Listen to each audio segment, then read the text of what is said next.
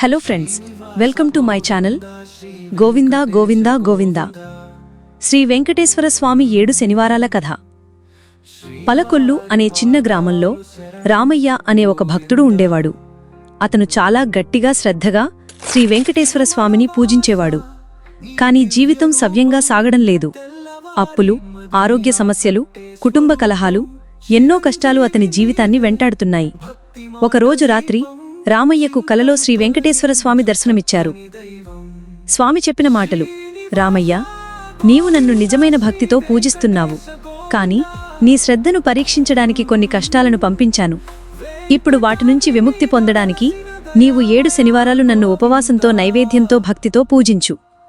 ప్రతి శనివారం నన్ను దర్శించి తులసి దళంతో నామార్చన చెయ్యు. 7వ శనివారాన నేను నీకు ఆశీర్వాదమిస్తాను. ఈ కల తర్వాత రామయ్య ఎంతో ఉత్సాహంతో ప్రతి శనివారం స్వామిని పూజించసాగాడు.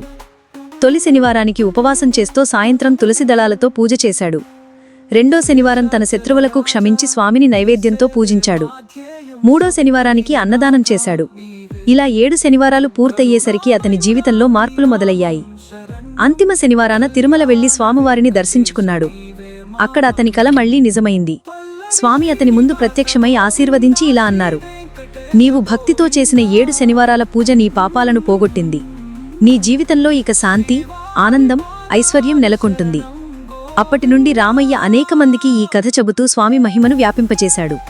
ఈ విధంగా 7 శనివారాల వ్రతం భక్తుల నమ్మకానికి చిహ్నంగా మారింది. 7 శనివారాల పూజ విధానం: ప్రతి శనివారం ఉపవాసం చెయ్యాలి. స్వామివారిని తులసి దళాలతో పూజించాలి. నైవేద్యంగా పాయసం లేదా సీరం పెట్టాలి. ఓం శ్రీ వెంకటేశాయ నమః అనే నామాన్ని 108 సార్లు జపించాలి. 7 శనివారాల తర్వాత తిరుమల వెళ్లి స్వామి దర్శించాలి. శేషాచలవాస శ్రీనివాస, శరణు వేడిన వాడికి దాసా, దయచూపి కాపాడవే నిత్యం. గోవిందా గోవిందా గోవిందా. వెంకటగిరిపై వెలుగే నీ రూపం, విపత్కాలంలో నిలువే నీ భారం. విష్ణుమూర్తి వదిలేలేని దయ. గోవిందా గోవిందా గోవిందా. వైకుంఠాధిపతి భక్తగణరక్షక. గోవిందా గోవిందా గోవిందా. మీకు వీడియో నచ్చినట్లు అయితే please like, share and subscribe. Thanks for watching.